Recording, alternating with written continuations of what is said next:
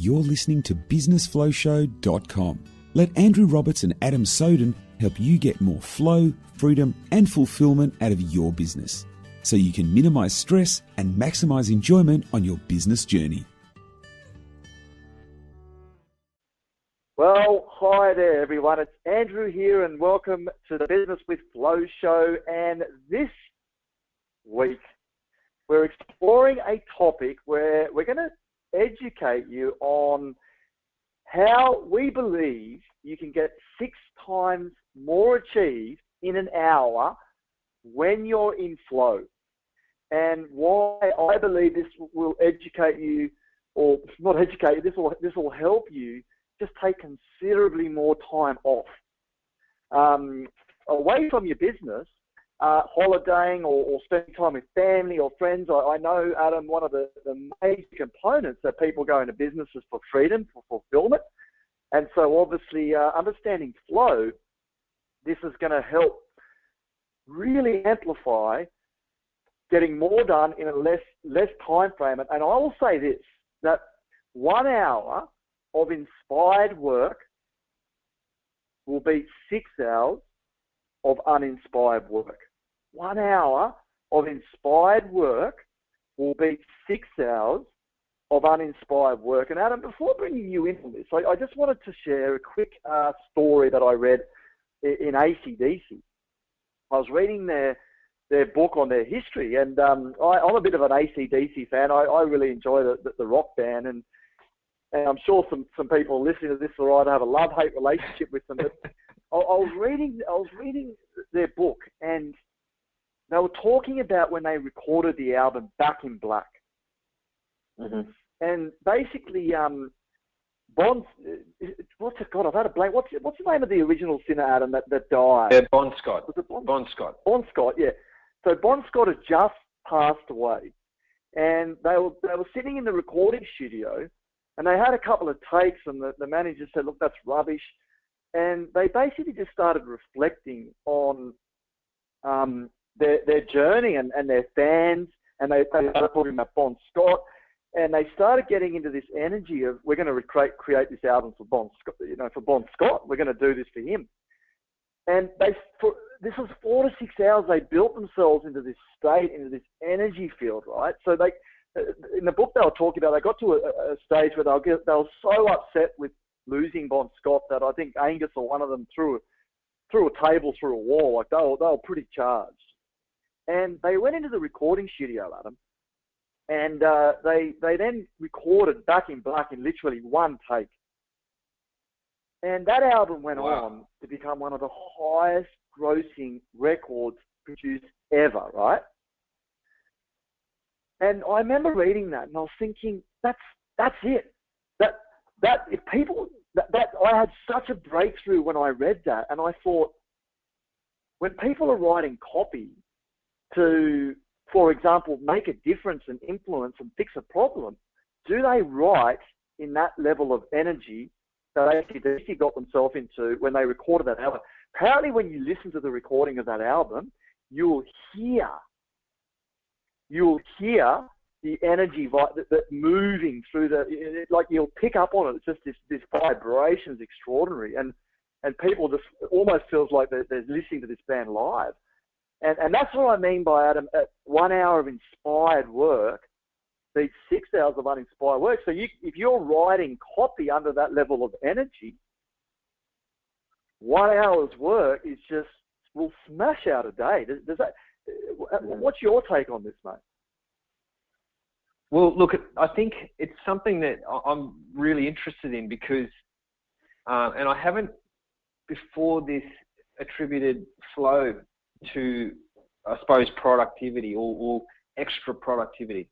But of course it has to be. Like, if you're really being productive, I know my wife, when she's really productive, it's very hard to stop her because she's enjoying the process of productivity so much that she just wants to keep doing, like getting things done and achieving more and more things.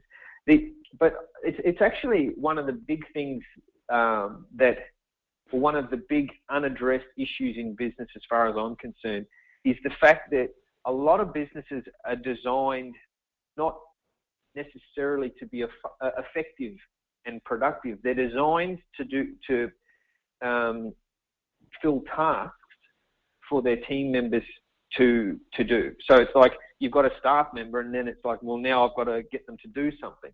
So instead of just getting the staff to be uber productive and like getting the really essential things done, what businesses tend to do is just get them doing some things, so they're under the guise of productivity. And I think it's a massive schism that's occurred in business. And one of the things I don't enjoy working with corporate businesses, bigger corporations, etc., because in most cases, corporations have got so much ineffective, inessential process just because the thing's so big that it's kind of, stuck together with inessential activities. And whereas business, if we rewarded people for doing something really, really well in a fast time, right? Instead of, if someone got paid more for getting something done really quickly and really effectively, that might be a different way of rewarding businesses or high-performing staff. Because at the moment, it's like people work longer hours, they tend to get more money, and it's actually rewarding lack of productivity as far as I'm concerned. So I'm very interested to see where we go with this, Robbo. Yeah, mate, it's really interesting, and I'm going to really talk about why you need to work on finding flow before working.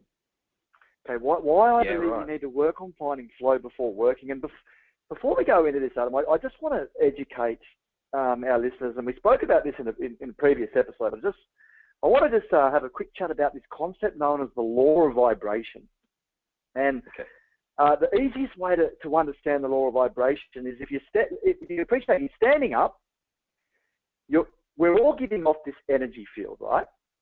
And you can be giving off a little energy field, or you can be giving off a big energy field. I like to think of it like you're a standing antenna, or you're like a radio station. So this hidden energy field coming out of you, that's your vibration. We've all met people with a good vibe or a bad vibe. And by the way, that vibration can be bad.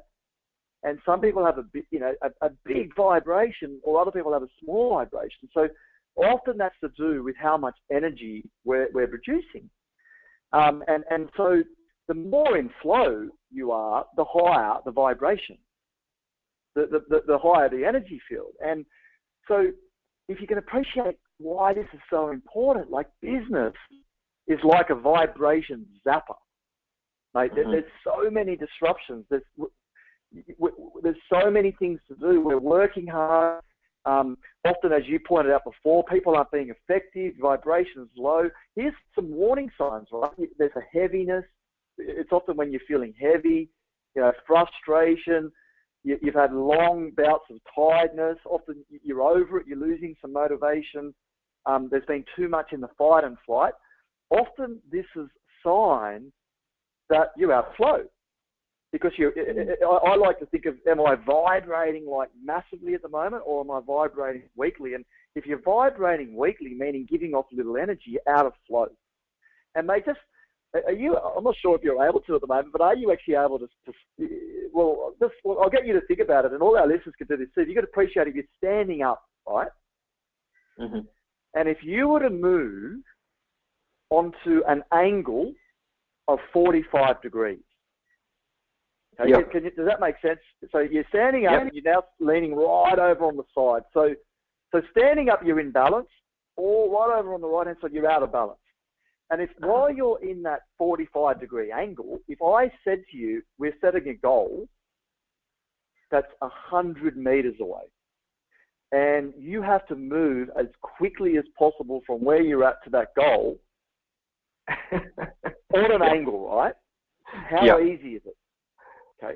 It would be terribly difficult. Yeah. It'd be and this is the key, mate. Most people are moving towards their goal on an angle. Okay. And they're not even aware of it. Number one rule is bring yourself back to balance. Fantastic. and then move towards the goal. This is what this is about. Bringing yourself back into balance, bringing yourself back into if you like, this energy field that we've all got access to, but often so many of us have lost it.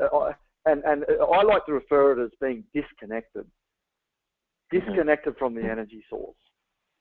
And one more quick metaphor, mate, before I pass over to you, and then from your experience having worked with clients. If you can appreciate, there's a great metaphor is, I'm sure, Adam, you've seen a dolphin riding a wave before. Have you ever seen that? It's just the most extraordinary thing to watch. And if you can appreciate, this wave is this powerful energy force moving forward. Now, we all have access to this energy field. Now, the dolphin's riding the wave, mate. It's not exerting energy. It's using the natural force of the universe. It's using the nature. How many humans, and particularly business owners, are 3 meters in front of the wave swimming their arse off? Do you see? It's probably easier to answer the opposite, which is how many people are actually, their goal is to be on the wave. Because it's easier to count the ones who are lining up with that flow, as opposed to frantically flapping about, expending useless energy. It's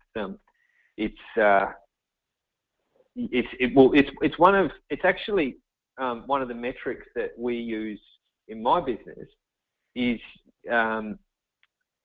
time spent in flow. So versus time, I call it cerebral time. Cerebral time, in other words, I'm overthinking something. So it's something that we actually, you can't measure it to the second, but we certainly, when I'm logging my day, I'll go with that cerebral or flow. And often I'm overthinking a day, and that's when I'm paddling 3 meters in front of the wave, trying to. It's the illusion of productivity as well. It's like I'm flapping around using all this effort to go half as fast as what I could be doing effortlessly on that wave. So, but again, often people are confusing effort for effectiveness. Bingo. And there's a couple of other big points here too, because when you go to a gym and you actually move, you do the work, Adam, does the growth occur during the actual workout, or does it actually occur during the rest? That's a great question. It's the recovery, isn't it? Always the growth occurs in the recovery. Yeah. The growth, and so this is why so many business owners don't actually understand. You actually need to increase the recovery substantially as an entrepreneur, as a business owner. It's actually more important to slow down and to give your brain the opportunity to recover, to get back into balance. Being a business owner than anything. Like for me, if you're not actually having more holidays than the average person, then I'm making a prediction that you're going to be out of balance and probably in more stress or anxiety, and the feeling of overwhelm than what you could be, right?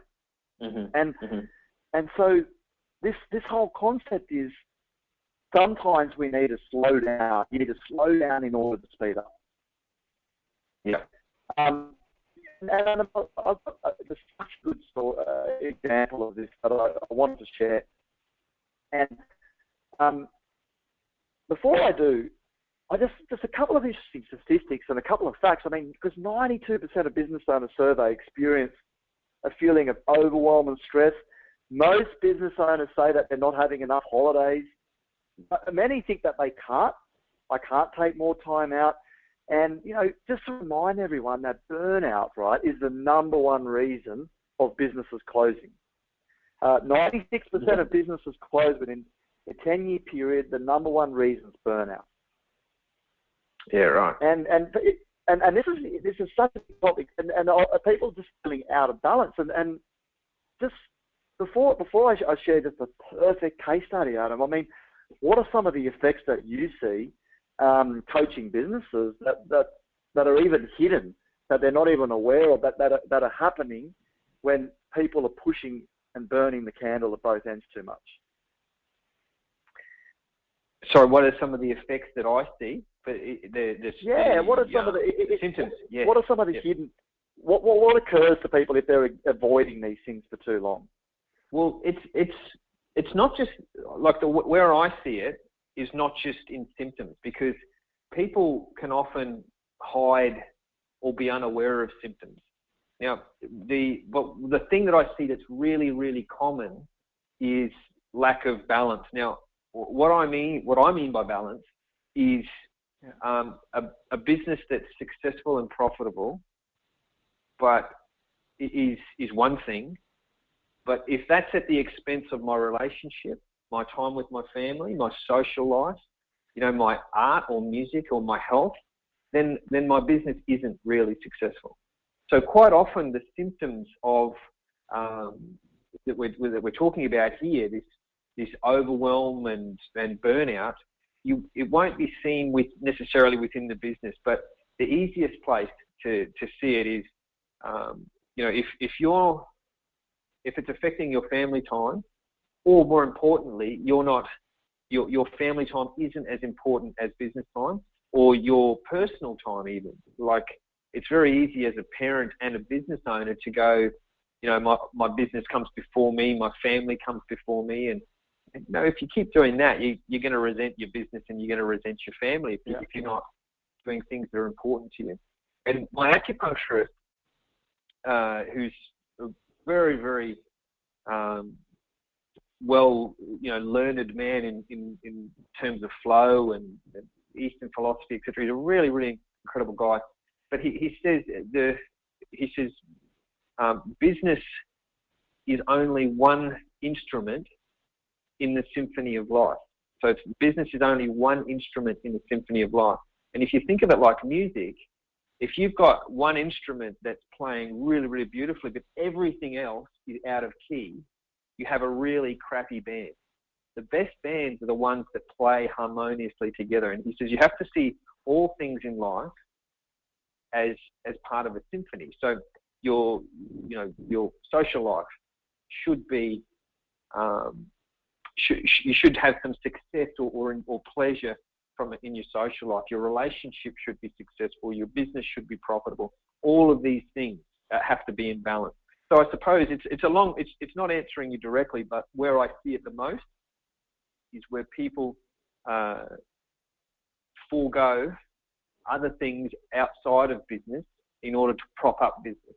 And whenever that happens, the business grows in terms of what it takes from you, but not necessarily grows in terms of what it gives back to you. So you get these people working long hours, consumed by work, etc., and and forgetting to have a life outside of it. And before you know it, your relationship is suffering, and your kids are growing up very, very quickly. And that's to me is the real issue that I see.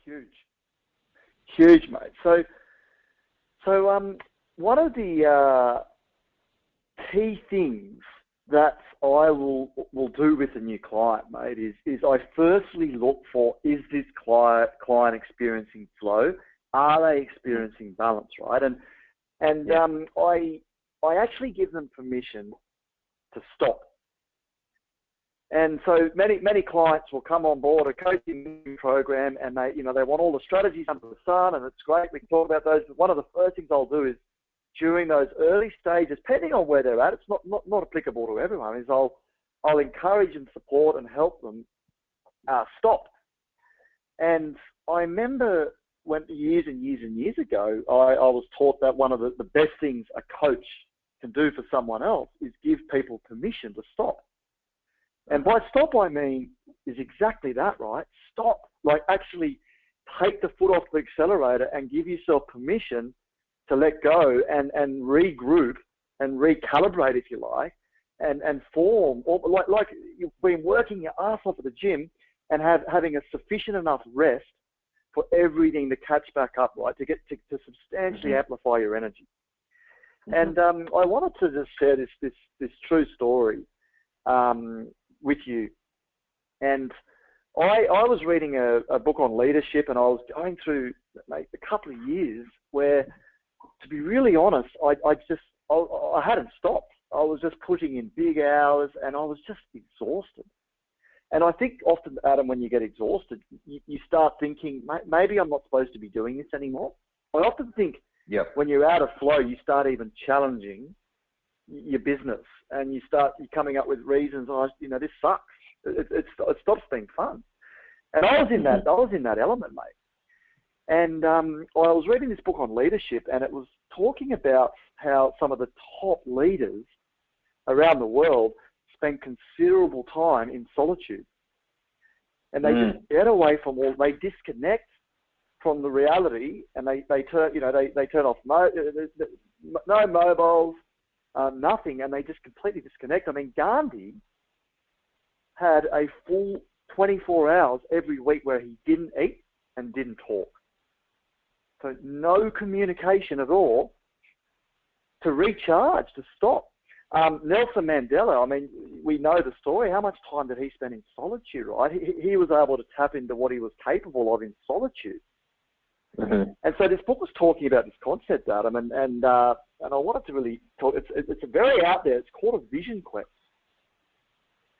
And a vision quest, they use it in the Indian culture, where an adolescent is transformed, or going through that transfer from adolescent into adulthood, and the communities and the tribes will send that adolescent out into the desert, and the adolescent will spend 4 days and 4 nights in silence without eating and just drinking water.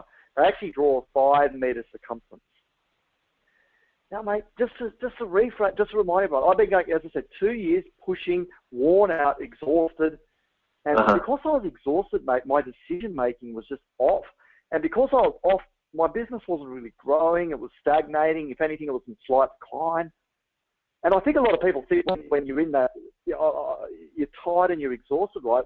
The first point of call is, I've just got to do more. That's what I used to do. I've just got to do more. Yeah.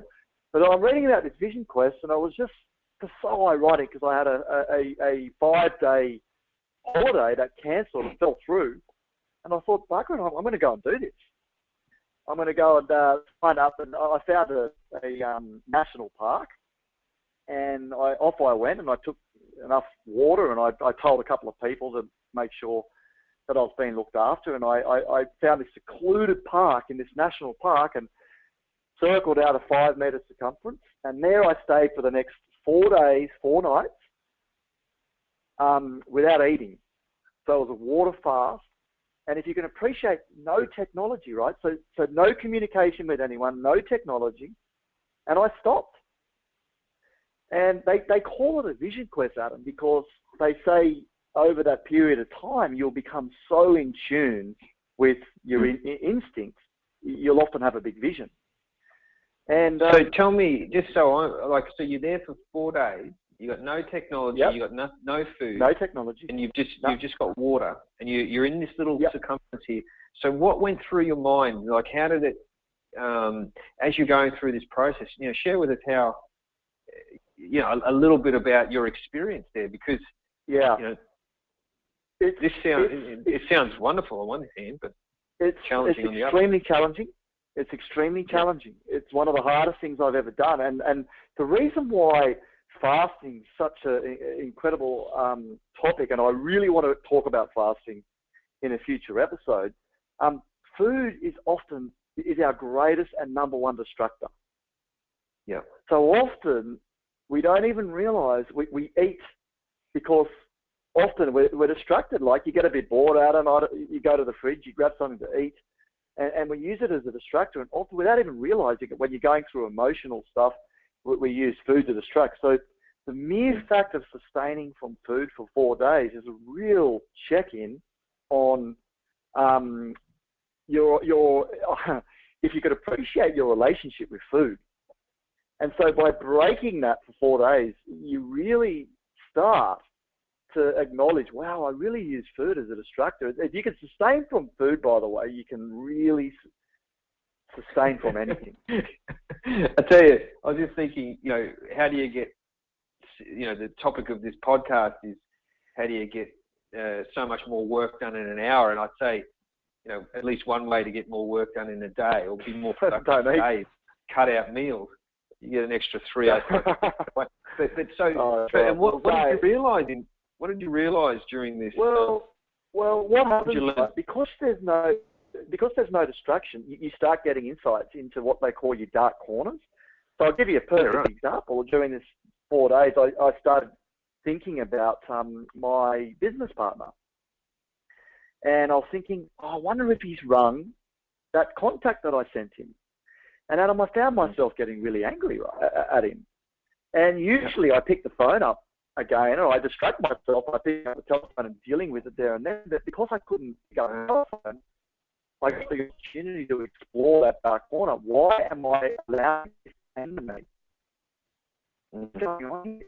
And it started having a call. What it's actually for. So I started seeing all of this communication, if you like, that we have in head. I started being very my stories. 4 days of nothing else to do but sit in nature. You've got this incredible information still pouring into your subconscious and your conscious, but it's just coming at you from a natural point of view. So your brain will substantially slow down. Obviously, the fasting will accelerate that process. And mate, you go through a lot. I went through every emotion. I mean, detoxing, number one, will rid toxins, and you'll let go of emotions that have been holding you back. So, cut a long story short, I got to the back end of 4 days and didn't feel like anything had happened at all, and I'm really angry.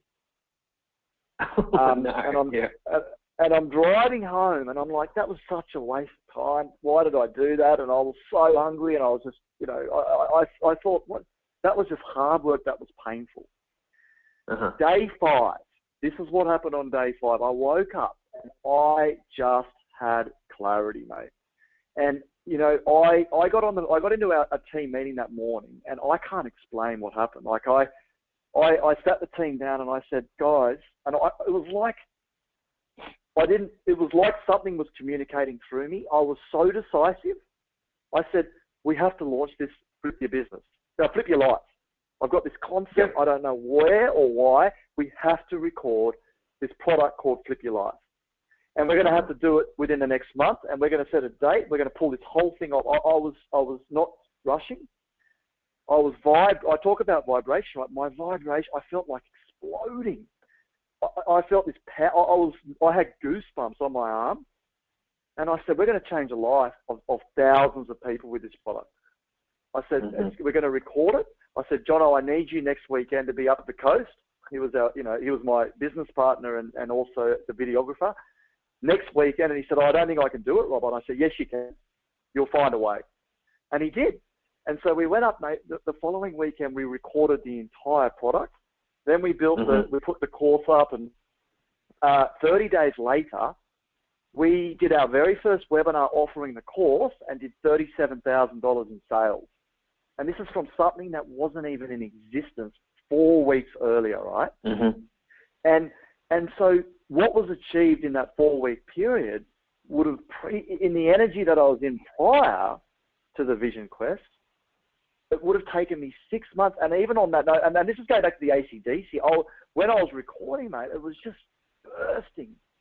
I was in flow. Like it was, and Jono was recording it saying, mate, it doesn't even seem like you. It's like someone's talking through you.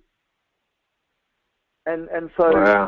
that's what it was this is what I mean by 1 hour work will beat 6 hours work. And it wouldn't have happened, Adam, if I didn't stop, if I didn't slow down. I mean, this is why I go over to Bali for a week every year to have a full body detox and to give myself permission just to stop and allow my brain to rest, my body to rest. I call it recalibrating. Right. Yep. And I find my whole body recalibrates, and I'm far smarter when things are getting overwhelmed. I'm far smarter stopping, getting back into flow and balance, and then moving forward. Mm-hmm. Yeah. Does that make sense? It makes perfect sense. It's there's a great book called it's on swimming. It's called Total Immersion, or the Total Immersion. It's like a revolutionary way to swim better and faster. But so back in the olden days, if you watch footage of people at the Olympics when they swim, they're flapping their arms as fast as they can. And then you look at the guys like Ian Thorpe and Phelps and these swimmers now that are just unbelievably fast in the water, but they're moving incredibly slow. And the whole principle of the total immersion within swimming is that when you slow your stroke down, you increase the length of your body. So you stretch further rather than try and go fast. You try and go. It's counterintuitive or counter logical, it seems, to slow yourself down, but try and lengthen your body. So the whole principle is the absolute reverse. Don't swim fast. Slow yourself right down, and you actually go faster. And this is the point is by understanding the way the physics works within the water, we have a longer vessel, where our body is longer. So because it's longer, it travels through the water faster. And because we're doing slower strokes, we have more surface area and less resistance in the water. And I think it's exactly the same principle here. It's something I'm always fascinated with, especially when you're looking at process within business. It's asking the question, where is the resistance? Where is their effort? Where is their inessential activities within a business or within any process? Because if you remove those, you just suddenly go faster anyway. And I think this principle is so key. It's it's something that I think every really, if you want to take your business to a really impactful level, you must have that downtime kind of factored into your diary, like time put into the diary where you just where there's no agenda but space. You just need space to think and unwind and gather yourself and refocus. And what do you call it? Recalibrate. So, I think it's fantastic. Yeah, and I'll give you a really simple solution, Adam, just getting straight into solutions. And this one is just awesome. That works for me. Mm-hmm. And if you break your day, if you break the way you spend your time into three different lights, comparing it to traffic, like green is I'm all on, right? I'm focusing, I'm in the zone, I'm giving it my absolute best. Mm-hmm. Orange is half on, red is off. And by defining red means off, like off from doing anything at all. So not checking the phone, not allowing a cheeky phone call, like giving yourself that space to totally get away from all the noise and the discipline to not have any distraction at all. Mm-hmm. And so here's what I really focus on is removing the orange. Removing the orange. Yeah, right. Having green and having red. And looking, because, I mean, I don't know about you, but doesn't it make more sense to have 3 days just focus and on, mm-hmm. Right, and then 2 days off rather than 5 days in amber? Absolutely. And that's what 1 hour of inspired. I prefer just to get in there, get it done, and then have the other time recalibrating. And this, when you start performing like this, you can actually substantially increase your amount of time off, because you start appreciating, right? Well, I'm gonna come in and I'm gonna be really dedicated, really disciplined. I'm really gonna go for it, and I'm gonna really work, and then boom, and it's discipline in the on and discipline in the off. that's look, I think that's completely the best way to run a business is to be either on or off. I think that's totally a fantastic idea, because I see it myself when I have got free space. It's like one of the most frustrating things that you can do, like at the end of having like a gap of time, to look back and go, I just spent 3 hours doing something that could have really taken 20 minutes.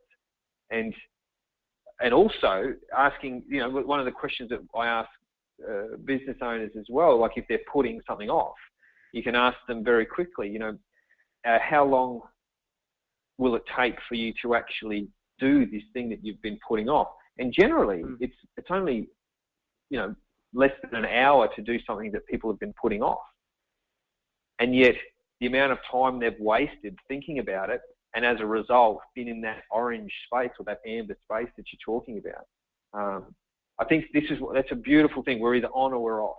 But the key is, it's easy to turn on, and the interesting thing is when it's red time, when you're off, that takes a whole different set of disciplines to completely unplug.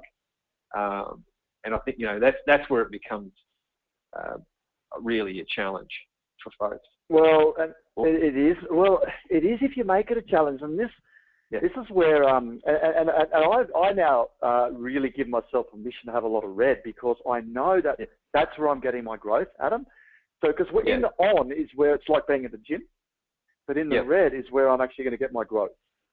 And for me, red does not mean TV or playing games on the internet. Like that's still using the brain. For me, my red is ideally outdoors in nature.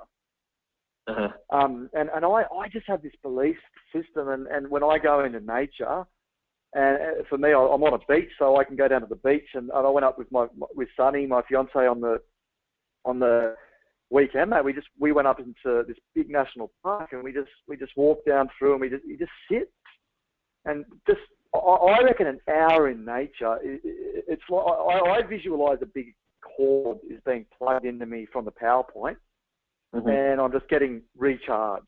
I get, it just fuels me up. And I reckon 2 to 3 hours in nature blows me back up and just enables me to just take on another week at a whole new level. And reconnect me, right? So that's just the biggest solution that I can give people is slow down to speed up, stop, give yourself permission to stop, and get your butt into nature. If possible. Obviously a vision quest, just be conscious of if you're going to consider doing a vision quest, please read about it. I did a lot of research on it, and I'm not advocating going out there and doing it, even though it's one of the best things I've done. And if you're going to do, I've done it twice, Adam, and I would highly advise. The second time I did it professionally with a proper trainers, and I should have done that the first time, to be honest. But get into nature. And just tune into your body and ask the question, does it need to stop? Do I need a break? And don't avoid that, Adam. Because if you're pushing, or you're saying things like, I can't afford to take time out, but I really need to, all this languaging, you're actually going to push the goal away from you that you're after. It'll speed up. Yeah. By being true to yourself. Do you have any other final tips to help people? Well, it sounds like by getting back into nature, you're, using that analogy or the metaphor from the start, where, you make sure you're lining up with the wave, rather than paddling like crazy, bloody 3 meters in front of it. One of the things I think, nature is something it's ideal for this, and that's probably the best way to unplug is to get back into nature. However, I think everyone's got something that probably jumps out at them. Like I love spending time on a surfboard. And that's nature, mate. If I don't, it's in nature. And that's an activity that's done. It's it so reminds me of flow, because it's, you know, you can't, like with surfing, you're interacting with the, you know, the living ocean, and you have to be completely present. You can't go surfing in any decent sized swell and think about work. Otherwise, you just get hammered and bloody thrashed around by the waves. So surfing is great. Some people love dancing. You know, women in particular love to go out and have a dance. I think that probably has the same effect. It would. Playing music. Like I took up ukulele with my acupuncturist. Said, you know, in their community, because they study a very ancient form of acupuncture. That they learnt Han Dynasty, the Chinese language that was spoken in the Han Dynasty, which was about 500 BC. So they learnt a language. They taught themselves this language and translated these ancient texts. And in their community, part of their spiritual practice is to play music. And not anyone else's, it's their own. So they've got their own little, you know, some people do their art, and like you've got to be doing art to be, you know, that's their thing. It's their way of releasing. And I think I suppose the only thing I would add is that, and this is probably a topic for another podcast as well, is that when you're in nature, when you're surfing or whatever it is for you, when you're playing music or doing poetry or whatever the thing is, it's generally you and what I like to call the muse. So it's generally you, and you get in communication with something, whether you're communicating with nature or whether you're communicating with the waves or whether you're communicating with the music. And that's like that there, I think, is probably the most important part of it, is that you're communicating with something that's absolutely beautiful. Like, you know, you might not be talking to the trees, but you're out there in communication with them. Which brings me to in Taoism, they talk about the two major, like in the yin and yang, you've got yin and yang, which is also known as the receptive and the creative. And one of the things that they really teach in Taoism is that the way the universe works is through receptivity followed by creativity. So receptivity means stopping in long enough to receive an idea before going on to the next step, which is the yang, or the creative. In other words, going on and doing something. And so a lot of people are just in business, are just in that yang. They're constantly doing and doing and doing and doing, and as a result, they miss. They don't hear. They don't take the time to stop and think and become receptive. So, I mean, to me, it's crucial what you're talking about. We must stop, and if we want, well, you know, you don't have to do anything if you don't want to, but it's in everyone's interest to take time out and spend. Yeah, and just to recap and to summarise, I slow down in order to speed up, and I find balance. And in that place of balance, in that place of connection, I truly believe, Adam, you can 6x your productivity. You'll get 6 times more impact done. Not so much always 6 times more done in now. You'll just have 6 times more impact. Just like AC/DC, when they recorded that album, they were in that energetic field of high vibration. Yeah. That was, and that's what I mean by the impact. You're just giving us such a better vibe. So when you're writing copy, the words are stored in the paper from an energetic vibrational point of view, and just it's okay to stop. So we'd love for you to share this, please, and hope you slow down in order to speed up. And thank you very much, and we'll see you next time. See you next time.